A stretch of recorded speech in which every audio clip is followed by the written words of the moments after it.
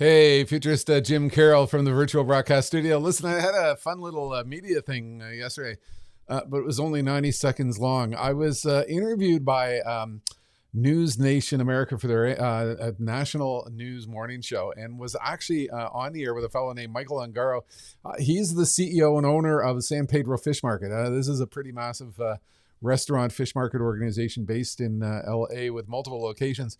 He's also he's got this web series called The Kings of Fish, a really, really cool series because it's all about obviously the fish industry. And what they have for this show is they run a little series where the viewers can send in their questions about stuff, and they seek out an expert to answer those questions. So somehow they found me.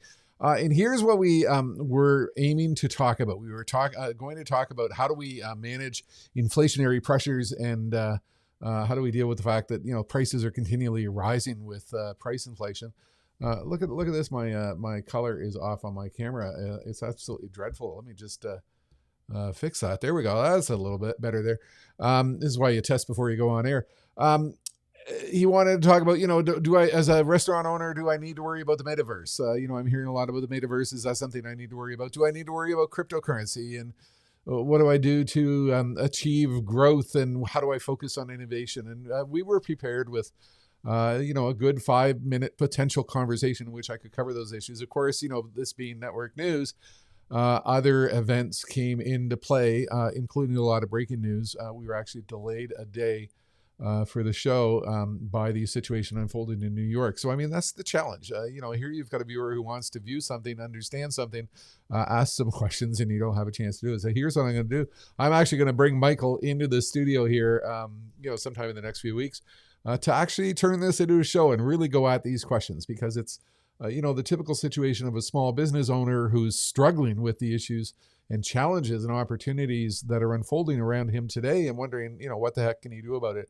And I was prepared with a whole bunch of potential insight that we really didn't have a chance to cover in the 90 seconds. So I'm going to bring him into the studio. But as I was thinking about this, I thought, it might be a good idea, since the topic was going to be innovation and what we do to deal with innovation. I thought I'd replay a clip from 2009 when Burger King had me in to keynote their global franchise conference. And I was talking about what I call the innovation killers. And that's the people all around you who are trying to shut down ideas at every single moment in time. It's always worthwhile to revisit the attitudes and challenges that can hold you back from pursuing the future. And that's why, this is a good little clip that I'm about to show. And then I'm going to bring Michael into the studio sometime in the next couple of weeks. We'll have a good discussion. Because I think, this is what people are struggling with out there in an economy which is becoming increasingly complex. So here's the little clip about the innovation killers, and I'll keep you posted on when this interview with the Kings of Fish is going to happen. We know that the future is going to be different. So we know what we have to do. We know we have to make a choice when to innovate. We know that the future is going to be different. We know that the future is going to happen faster. We know we have to come to a conscious decision to focus on opportunity. But what goes wrong when we start to think about innovation? Well, I've been talking about innovation and creativity for 15 years, and here's what I've come to realize. In every single organization in the world, there are people who wake up in the morning, and the very first thought that comes to their mind when they wake up is, what am I going to do today to kill great ideas? Seriously, this is what they do. The very first thought that they have is, what am I going to do today to kill great ideas? And what they do is they have words and phrases that they use to shut down creative thinking. Let's walk through some of the things that happen when new ideas are presented, new ways of doing things. What's the worst phrase we use in the world of business almost every single day?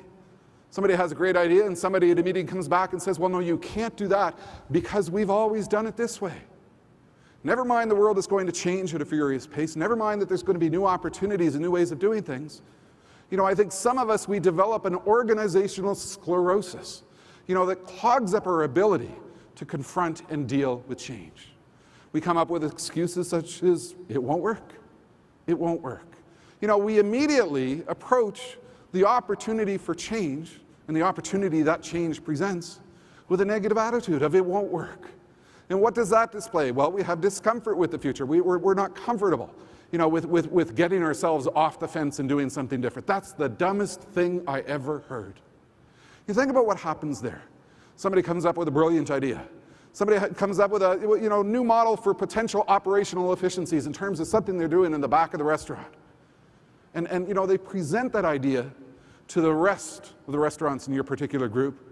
And someone comes in and reacts, well, no, that's the dumbest idea I've ever heard. We can't make that type of change. Think about one of the barriers we put in place. I don't think I can. Where people start to hit themselves over the head with an attitude in which they convince themselves they can't do something new. They can't master the skills. They can't learn fast enough. We come up with the excuses that it's too risky. I'm not prepared to take a risk. I'm not comfortable taking a risk. Well, the thing we've got to realize is the world is going to change. Our markets are going to change. Our customers are going to change. We're certainly going to continue to have new competitive challenges as we go forward. We have to take risks in order to get ahead. We come up with the excuse, well, why can't we just keep doing what we've been doing all along? You know what Albert Einstein observed? Insanity is doing the same thing over and over and over again and expecting a different result each time. We have to do things differently. We come up with the excuse, I don't think it's necessary. We're here today, and the world is going over there tomorrow really fast. And we have to change in order to keep up with high velocity change in the economy. You know what I think happens out there when organizations don't change? We know that the future is going to be different. So we know what we have to do. And I hit the wrong button, so I didn't play the whole clip. Here's the thing. People are trying to understand innovation. They think it's something mysterious. They think it's for people who are just inventing, cool products that change the world. It's much more than that.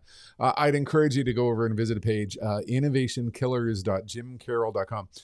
It's full of information. See if I can scroll down and get past my microphone. I got a new microphone. I got to hang it from the ceiling here because it's conflicting with my abilities.